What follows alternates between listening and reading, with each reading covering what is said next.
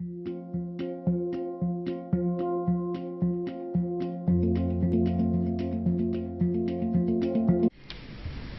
salud pública necesita, como todo otro aspecto de la sociedad, de una reflexión laica.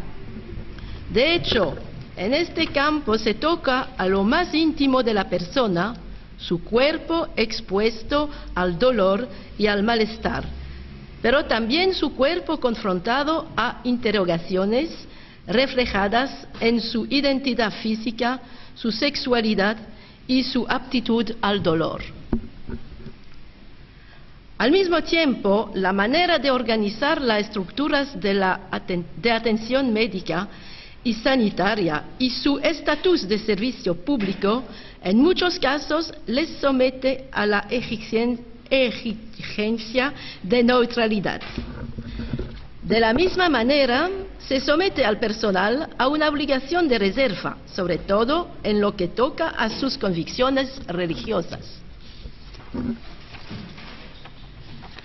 Sin poder entrar en detalle en el debate de los límites entre libertad individual y prescripciones religiosas del personal sanitario y de los pacientes, mi intención en esta conferencia es la de exponer ciertos temas en los cuales el movimiento laico belga ha obtenido avances considerables para ampliar los derechos de las personas con respecto a la salud pública.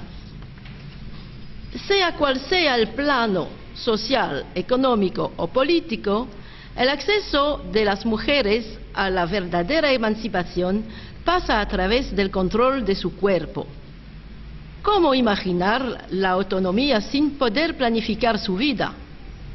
La máxima, tendremos los hijos que queremos, si queremos y cuando los queremos, no es posible sin disponer del dominio de la reproducción humana y el acceso a medios contraceptivos fiables. En Europa occidental se observan más similitudes que diferencias en el acceso a los medios contraceptivos. Sin embargo, el cuadro legal difiere en función del pasado de país. En aquellos países en donde se debieron abolir leyes muy restrictivas en el pasado, como Francia, Bélgica e Irlanda, las leyes que abrieron el acceso a la contracepción fueron objeto de largos combates y de cambios profundos. En el caso de países más tolerantes, como Holanda o Inglaterra, la legislación respecto a la planificación familiar se dirigía a confirmar este derecho y el del acceso a la información correspondiente. En los casos de los países menos abiertos a la contracepción, las luchas por el acceso a la misma y a la información sobre los medios contraceptivos debían enfrentar prejuicios religiosos y culturales. Los médicos que contribuyeron al desarrollo de este derecho tan esencial sufrieron amenazas y persecuciones. Es el caso del Dr. Willy Peers en Bélgica. Este médico humanista comprende desde muy joven que el parto sin dolor y el derecho al aborto eran esenciales para defender la integridad y la dignidad de las mujeres. Luego de muchos años de legislación del aborto en Europa, se puede observar que esta medida, acompañada de una buena cobertura de información en materia de contracepción, ha hecho disminuir el recurso a la interrupción voluntaria del embarazo en lugar de aumentarla, lo cual era temido por sus detractores. La contracepción y el acceso al aborto legal y realizado por un profesional de la salud han permitido a las mujeres el escoger la maternidad. Esta posibilidad de decidir se transforma en una elección social, ciudadana y responsable. Ser mujer y ciudadana se vuelve primordial y pasa antes del hecho de ser madre y esposa. La mujer es reconocida como sujeto y no a través de un rol y de una función. es lo que le permite liberarse de una identidad asignada de reproductora social y biológica, abriéndole las puertas de otros contextos de acción en la esfera pública, y como la donación de su cuerpo a la ciencia. Todo ciudadano belga tiene la posibilidad de decidir qué destino tendrán sus restos. Hablamos ahora un poco de eutanasia. Este año festejamos los 10 años de la ley de despenalización de la eutanasia bajo ciertas condiciones, la cual fue votada tras un muy largo debate tanto en el Parlamento como en el seno de la sociedad. 10 años que se ha abierto un espacio de libertad y de respeto de la autonomía de cada una y de cada uno ante la muerte, a través de condiciones muy estrictas.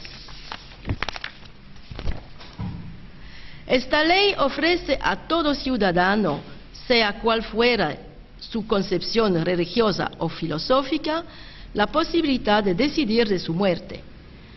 El interés del movimiento laico acerca de las cuestiones ligadas al final de la vida es su antecedente, ya que se considera que el derecho de cada una y de cada uno a disponer de su cuerpo constituye un pilar de la dignidad humana.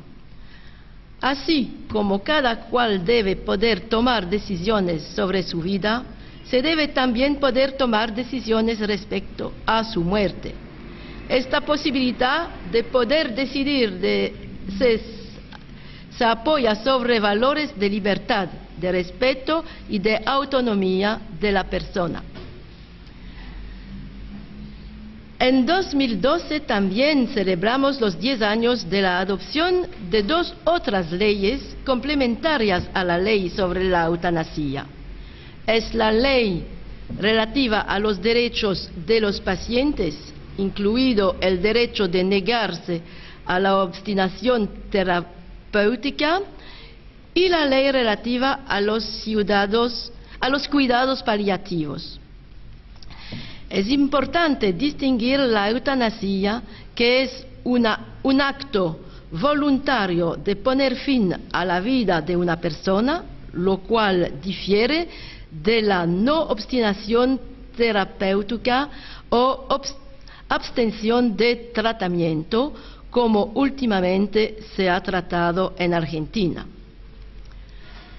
El Centro de Acción Laica siempre ha considerado que una legislación como esta es necesaria, que la misma debería crear un espacio de libertad que permita al médico acceder a las demandas de eutanasia de un paciente que manifiesta su sufrimiento físico o psíquico imposibles de calmar y causadas por una afección grave y incurable. Si bien ciertas dificultades prácticas subsisten, abuso de la cláusula de conciencia personal del médico, que se transforma en ciertos casos en cláusula institucional, el Centro de Acción Laica estima que la ley relativa a la eutanasia sigue siendo un ejemplo que convendría aplicar y ampliar en ciertos casos, como la apertura del mismo a los menores de edad y la ampliación de la duración de las declaraciones anticipadas. Esta libertad de escoger la propia muerte no existe actualmente fuera de países como Bélgica, Holanda y Luxemburgo. Con respecto al suicidio asistido, solo es posible en Suiza y en los estados de Oregón, de Washington y de Montana, en América del Norte. Punto. La Corte Constitucional de Colombia ha decidido en 1997 al respecto del principio. Sin embargo, el Parlamento no ha concretizado el mismo a través de una ley.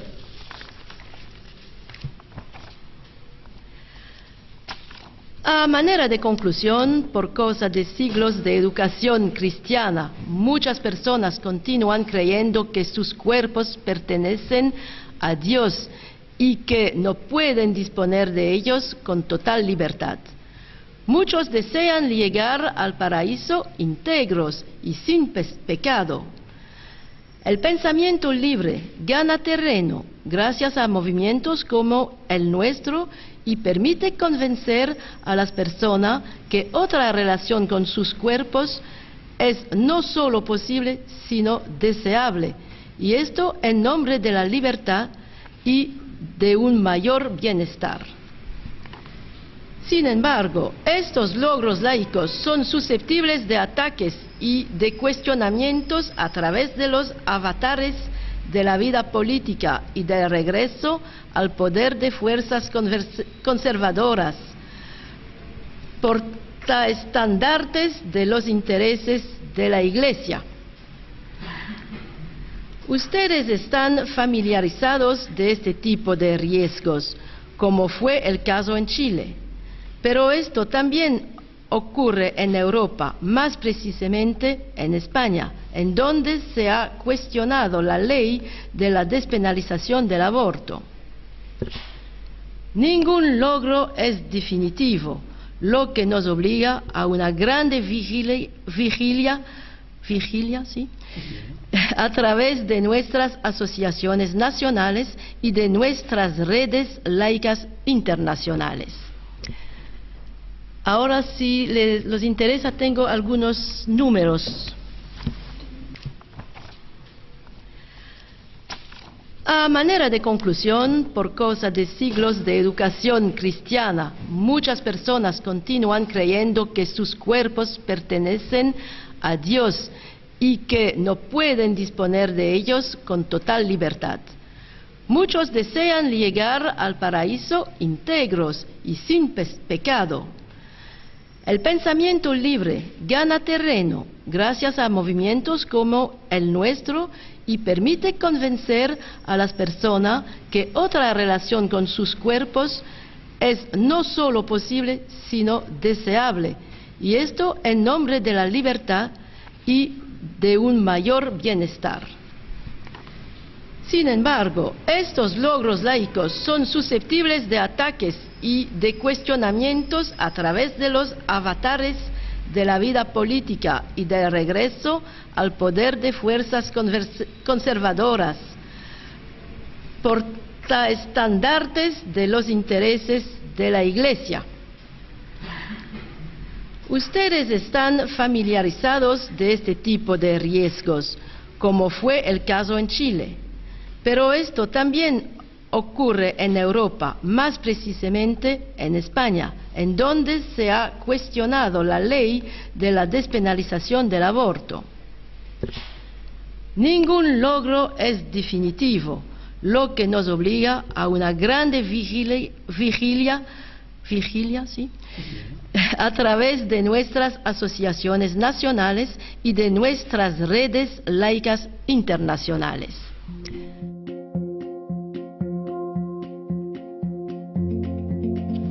Esto que vamos a leer hoy día forma parte de un libro, es una de las hipótesis, que es sobre el origen en Chile de la discriminación y la desigualdad.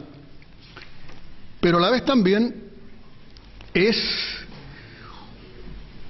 llegar a un tema que es importante para nosotros, que es el problema de la Iglesia Católica y la independencia de Chile, que se ha querido apoderar de un acontecimiento de los cuales no fueron parte, ya que el 99% de los curas en Chile se opuso a la independencia de América, ¿no es cierto? 2 encíclicas papales se opusieron. Entonces hoy día no pueden hacer Te Deum por la independencia, cuando conspiraron contra la independencia porque eran aliados del Imperio Español, que era el baluarte, ¿no es cierto?, del catolicismo en Europa. Por lo tanto, la Iglesia romana y Roma actuaron así. Dice así: libertad... Perdóname, está el trabajo del querido hermano, está en la página 6. Correcto. 6. Igualdad, discriminación y diversidad en Chile. No hace mucho, el día 24 de mayo de este año, Chile conmemoró el sesquicentenario de una de las instituciones más importantes y trascendentales de la historia de la República, la Gran Logia de Chile. No exageramos al afirmar la característica de este acontecimiento. Pocas instituciones en Chile pueden celebrar no tan solo 150 años, sino que pocas son las que pueden enumerar tantos logros trascendentales a través de su historia como la masonería chilena. No es casualidad que la solemne ceremonia de aniversario haya contado con la presencia en el Salón de Honor del Congreso Nacional en Valparaíso del presidente de la República, el presidente del Senado, el presidente de la Cámara de Diputados, el presidente de la Corte Suprema, representantes de las Fuerzas Armadas y de Orden, el saludo del obispo de la Plaza, que no pudo estar presente por encontrarse en el Vaticano, y la presencia de las instituciones más representativas del país. Desde el inicio de la República, las ideas de la masonería tuvieron que enfrentar serios escollos para implantar las bases fundamentales del futuro de las instituciones republicanas. La oposición de quienes se opusieron a la independencia, representados por la oligarquía de la tierra, falsamente llamada aristocracia, la jerarquía de la Iglesia romana y el papado, encabezados por el obispo de Santiago, José Rodríguez Zorrilla, que se empeñaban en seguir poniendo obstáculos a los nuevos tiempos enunciados por la Logia Lautarina, que ponía fin a los regímenes de derecho divino en América, el fin del totalitarismo, de la imposición de una sola religión, un solo gobernante de por vida, sin intervención del pueblo, el oscurantismo ideológico, la más extrema discriminación por origen social y de género, y la bíblica discriminación por origen étnico representada por la esclavitud. Una de las primeras disposiciones de los patriotas fue la de abolir la esclavitud, con lo que demostraban que los nuevos tiempos de América significaban efectivamente no a la discriminación, libertad, igualdad y fraternidad, pero que al mismo tiempo no sería fácil su implementación, ya que los casi 300 años de dominio colonial español en Chile habían dejado una impronta de inequidad, intolerancia y dogmatismo ideológico difíciles de superar.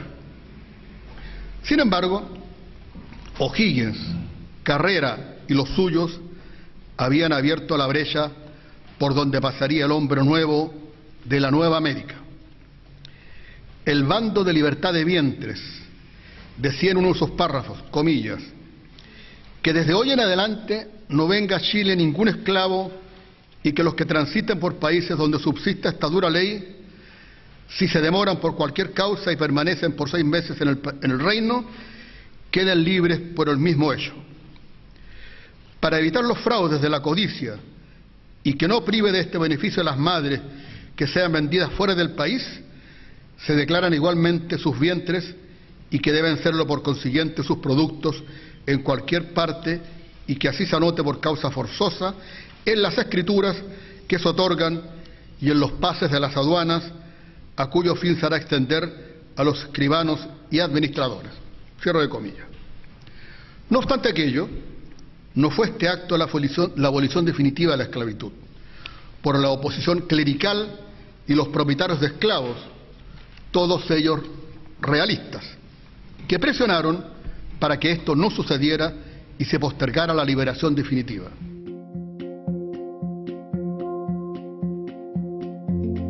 Voy a hablar de un tema que en Salta es muy cuestionado, es de difícil manera de encarar, sobre todo cuando se habla de reconocimiento de derechos, porque Salta se caracteriza por ser una provincia extremadamente religiosa, hasta el punto que se utilizan muchas veces los argumentos de religión y se trata de involucrarlos o generar una simbiosis con cultura, tradiciones, y debajo de todo eso viene la ley, ¿no? O viene el reconocimiento de derechos. El tema del que voy a hablar es justamente de aborto no punible y cómo está actualmente la legislación en Salta y cuáles fueron las medidas que se adoptaron respecto del tema, una vez que se dictó en marzo de este año a nivel de la Corte Suprema de Justicia de la Nación el conocido caso Fall.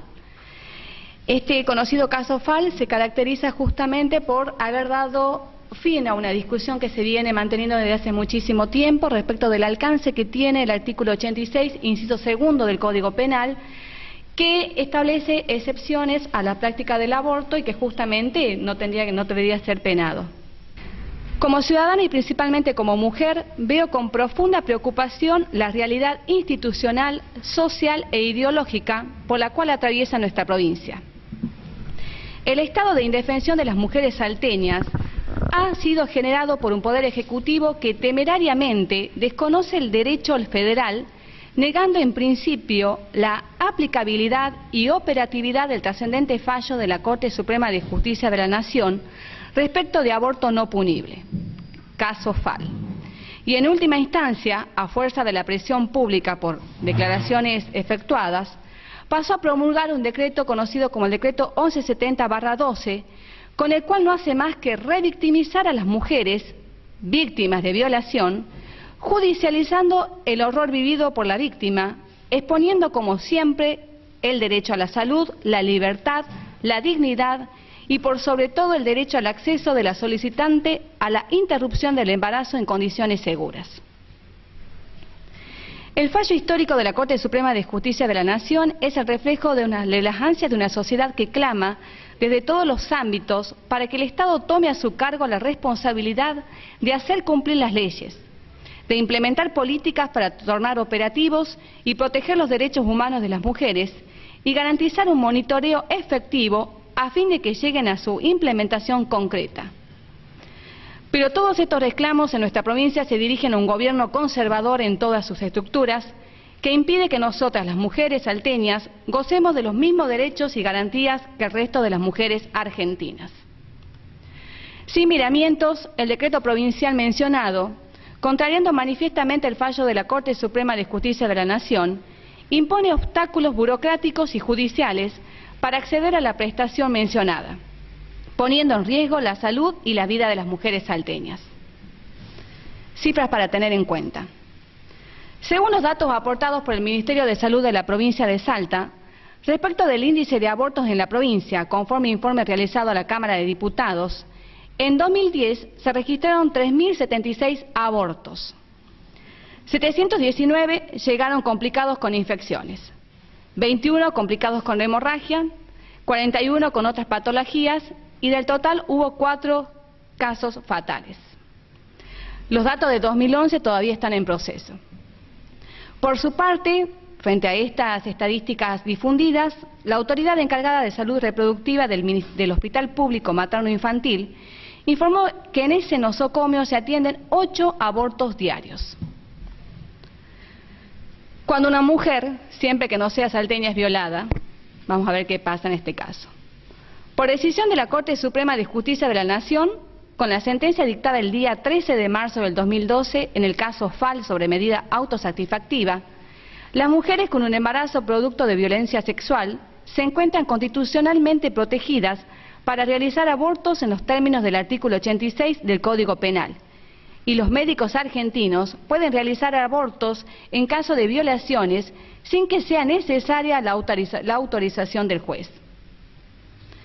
De este modo, el fallo del máximo tribunal de la República aleja los abortos legalmente autorizados del pensamiento y afecciones personales de jueces y médicos, quienes muchas veces actúan de acuerdo con sus convicciones morales o religiosas, y no con la necesidad o aflicción de la mujer violada.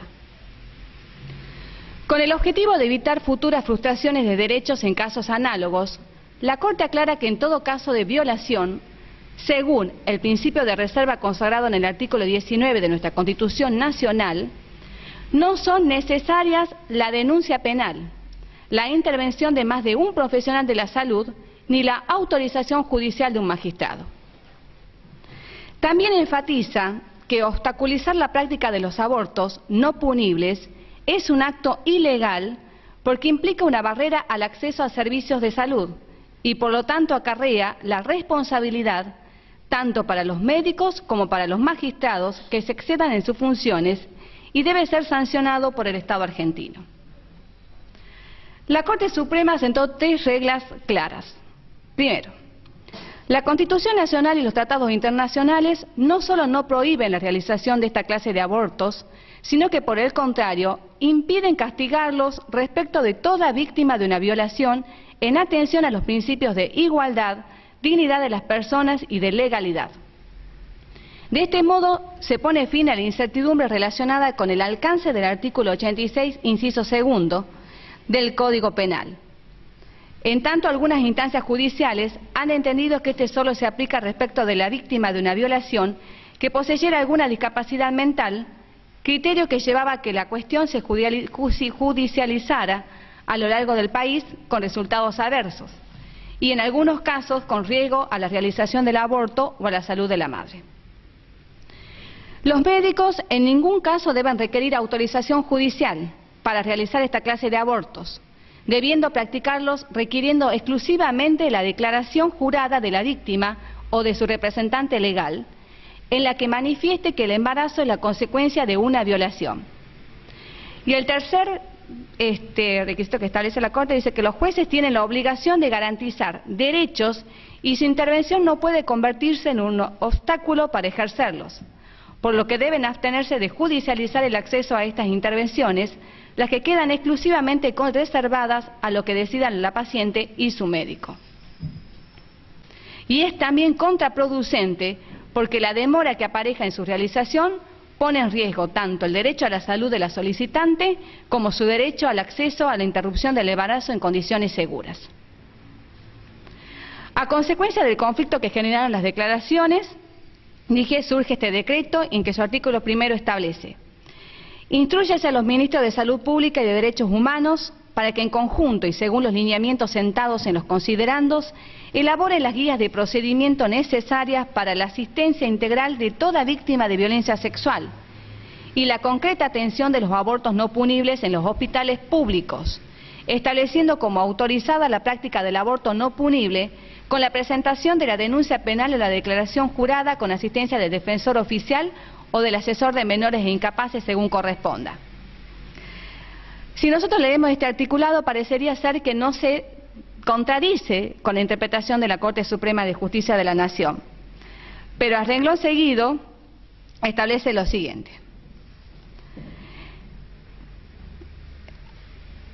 se desconoce absolutamente los lineamientos establecidos por la Corte Suprema respecto de la forma en que las provincias deben brindar y garantizar el derecho que le asiste a toda mujer víctima de violación.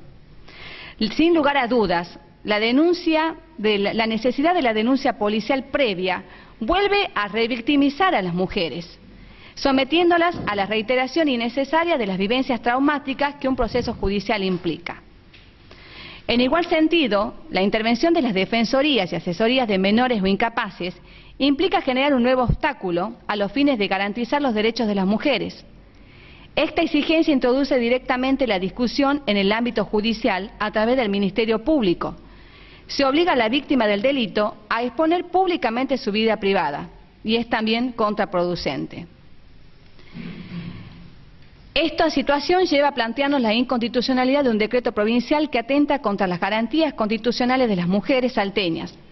Como ya lo estableció la Corte, en el caso de las prácticas de solicitud de consultas y la obtención de dictámenes que de alguna manera se asemejaran a la intervención del Ministerio Público del Poder Judicial, se traducen en procesos burocráticos, dilatorios de la interrupción legal del embarazo, que lleva íncita la potencialidad de una prohibición implícita y por tanto contra lege. Realizo mucha reiteración e hincapié respecto de la intervención de la denuncia y la intervención del Ministerio Público, porque el protocolo establece plazos para la realización del aborto no punible. Y así también, respecto de la intervención de los médicos, hace referencia a los mismos, estableciendo que los médicos tienen que ejercer su derecho de objeción de conciencia. Tienen 5 días desde el momento que una persona víctima de violación viene a pedir la interrupción del embarazo. ¿Esto qué genera? Que entra en el círculo de la burocratización, porque no existe una lista, por decirlo así, donde se establezca quiénes son objetores de conciencia y quiénes no.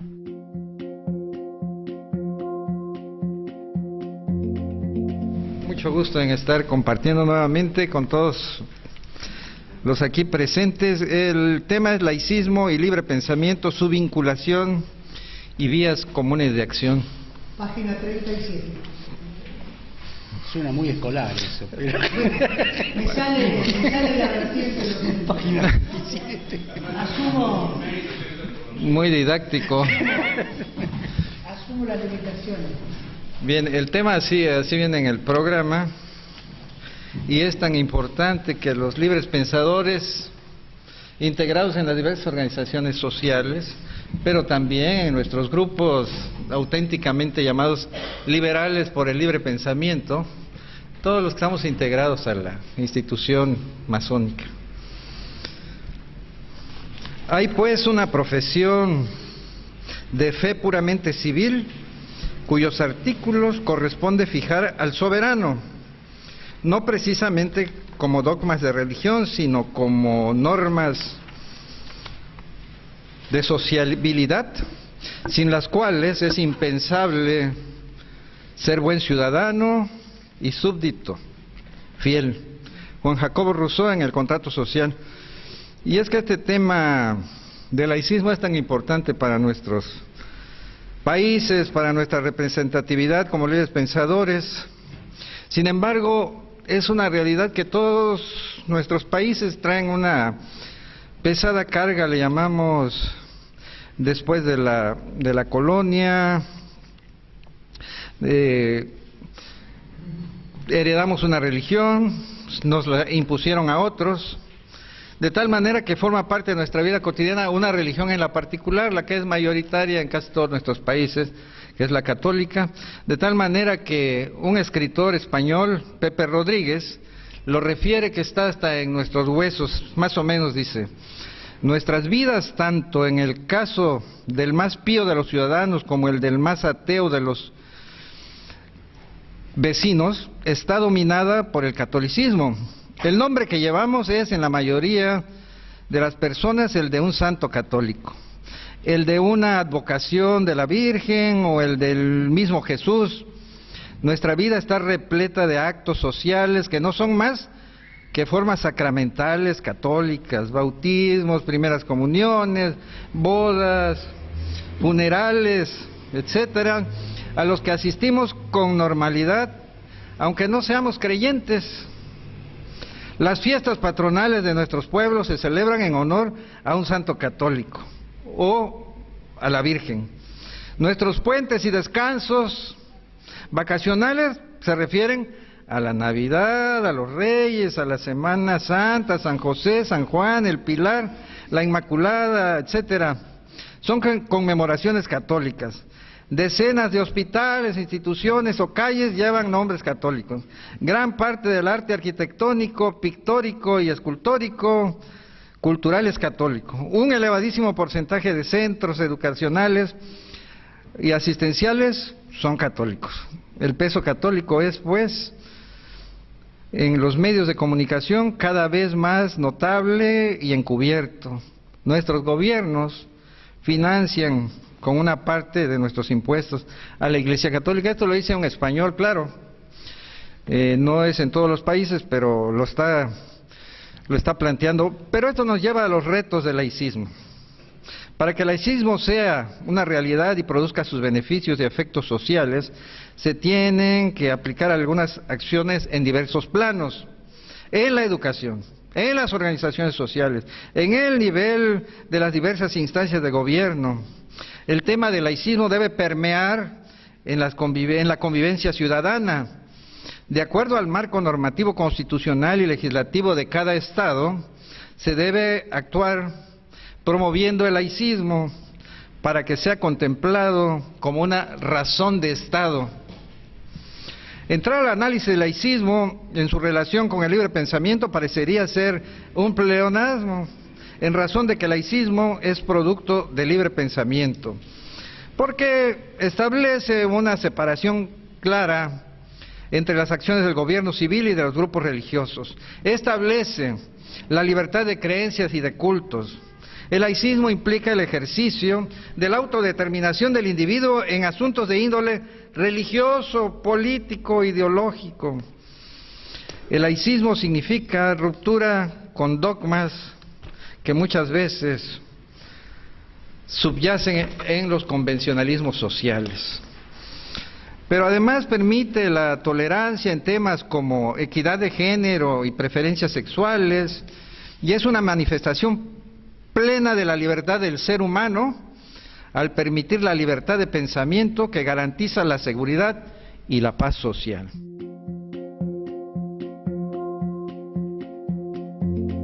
Uno se da cuenta que la educación está ante una disyuntiva: o busca el camino de la libertad de conciencia, donde no se le impongan las cosas, y el otro, donde la conciencia está atrapada y acepta sin discusión lo que se le impone porque viene quién sabe de dónde.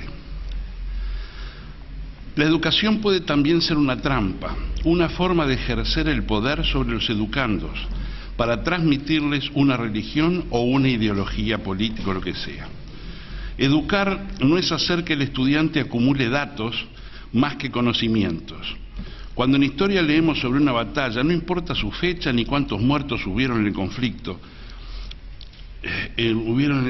se inició mucho antes de la batalla y termina mucho después del último disparo de bala. En literatura, como podemos entender, a Aquiles, en los 51 días que dura su cólera por haberle quitado a Briseida, si solo leemos un canto. Perdemos todo lo que nos describe Homero, que a su vez cuenta algo muy antiguo, pero sabemos de un hecho puntual. Y esa es la educación, de hechos puntuales que en la mayoría de las veces no le sabemos dar una unidad con la realidad. Una persona no puede comprender el sentido de un libro si no hace más que tenerlo en sus manos y volver sus hojas. Debe comprender cabalmente el sentido, recién lo logrará cuando aprenda a leerlo. Sin esa comprensión, ¿qué es la vida? Un juego totalmente estéril, con alegrías y penas confundidas. Solamente cuando se conoce el expresivo lenguaje del libro, el espíritu abre los ojos, despierta y comienza a respirar y puede leer junto a él. El dogmatismo es una jaula dorada donde el espíritu tiene todo: agua limpia, su comedero rebosante de alimentos, un espacio amplio que no le permite volar, sino simplemente moverse. No hay momento más sublime que aquel de aquellos hombres que, estando en prisiones, por sus ideas puedan, a pesar de las rejas, dejar volar su espíritu en libertad. Por otro lado, los más desgraciados en la vida son los que olvidaron que hay libertad más allá de la prisión. Un Estado neutro y laicista tiene la obligación de que su juventud se eduque, dándole todas las herramientas para su formación técnica profesional. Luego debe dar un paso al costado. Las decisiones que vaya a tomar cada uno es algo muy personal, y en ese respeto al ser humano, cada uno actuará según su conciencia, con sus herramientas, con sus aciertos y errores, por supuesto con sus consecuencias. Este es el principio básico de la democracia. Para que una sociedad de estas características funcione, el Estado debe ser laico. Esto es, tener una absoluta independencia frente a instituciones religiosas o grupos políticos, sea cuales sean. El Estado está obligado a garantizar el interés común sobre el interés particular y a su vez permitir la libertad absoluta de creencias y prácticas religiosas o políticas a todos sus ciudadanos, sin que se anteponga privilegios ni discriminaciones, siempre y cuando estén permitidas por la ley bajo todas sus normas. La educación laicista de un Estado laico se fortalece mucho, no atenta contra nada, religioso o político. No es enemigo de estos, simplemente debe sacarlos de la esfera pública y llevarlos a la esfera privada. Si Estado y religión o Estado y política se confunden, lo primero y más importante que desaparece es la libertad. Al estar separados se reconocen a los otros, a respetarlos, y eso nos lleva a la democracia. Un sueño, tal vez irrealizable, es que al menos una ciudad de cada país se puedan crear dos plazas. Una se referiría a la religión. Allí se representarían los símbolos de todas las religiones. Cada persona que fuera vería que allí donde está la suya también hay otras. Que si quiero que respeten la mía debe hacer lo mismo con la de los demás. Que cuando una religión dice que el suyo es el camino, que sepa que hay muchos caminos y cada uno tiene su derecho inalienable tiene el derecho inalienable a elegir el suyo. En la segunda haría lo mismo con las ideas políticas. La capacidad de asombro del ser humano es increíble, puede crear lo más sublime y lo más absurdo, pero si sabemos buscar, de todo podremos sacar una enseñanza. El dogmatismo no es una mala palabra. Si lo que defendemos es la laicidad, este es el respeto a la diversidad, debemos defender el dogmatismo. Todo aquel que sigue un concepto religioso es dogmático. Por ejemplo, los católicos creen en la Virginidad de María. Me parece muy bien. Respeto su derecho a creer en ello y ellos deben respetar mi derecho a no creer en eso. Nadie agrede a nadie, sino que cada uno manifiesta sus convicciones. Nos escucharemos mutuamente y vamos a enriquecernos. Ahora, lo que no se debe permitir bajo ningún concepto es que alguien quiera dogmatizar al otro. Allí se traspasan los límites del respeto y tolerancia y es necesario hacer frente y combatir eso. Por eso creemos que el laicismo y dogma ante la educación pueden coexistir siempre que se respeten los límites, no dogmatismo, que es el intento de imponer una idea o concepto. Más allá de toda apreciación filosófica, los Estados deben hacer sus mayores esfuerzos para lograr que la educación laicista llegue a todos sus jóvenes. El no hacerlo es uno de los mayores fracasos de los Estados. Alguien dijo que cuando muere un viejo muere una biblioteca, cosa muy cierta. A lo cual agregaríamos que debemos llegar con la educación a esos jóvenes que están confundidos, que por los avatares de la vida mueren. Allí perdemos la posibilidad de tener una biblioteca. El Estado en ese momento lo que pierde es la esperanza. Para nosotros acá en la Gran Logia de la Argentina poder tenerlos a todos ustedes, veo que la concurrencia es muy distinguida, tengo grandes amigos y amigas que veo acá, así que espero lo estén pasando bien y que los resultados sean cada vez mejores en cada una de las reuniones que se van haciendo. Acá con el querido hermano Llobet, el querido hermano Sebey, el querido hermano Atián, espero que cubran todas las necesidades que tienen y que pueda salir de esta reunión los trabajos necesarios para que el laicismo, a través de la masonería, sea la punta de lanza del progreso de los pueblos. Así que no me resta más que darles la bienvenida nuevamente y espero que lo sigan pasando bien. Me dijeron que mañana van a estar por La Plata, van a visitar, creo, la universidad, algo así, y después nos seguiremos viendo a la tarde y a la noche, ¿no? Creo que así es.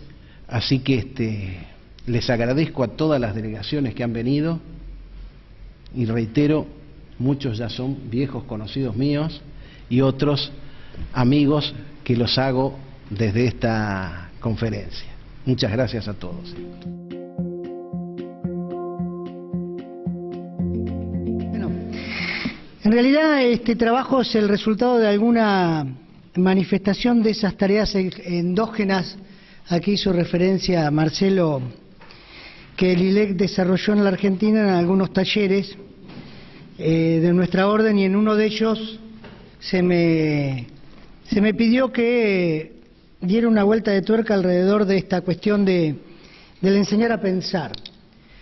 ¿Por qué lo del enseñar a pensar? Porque en realidad, y parte de la ponencia del hermano venezolano estuvo dirigida a ello, las estadísticas de los países, por lo menos del nuestro, en materia educativa, que es donde nosotros focalizamos el análisis, dan cuenta de una creciente inclusión, nominal al menos, la que sería parte de una expresión coherente con esta idea del Estado laico que todos nosotros propiciamos, Estado laico que tiene una raíz marcada por la libertad, la igualdad y la fraternidad, que tiene una expresión en la historia de cada uno de nuestros pueblos de América Latina, en la vinculación con la construcción de la escuela pública, herencia, por cierto, de la Revolución Francesa.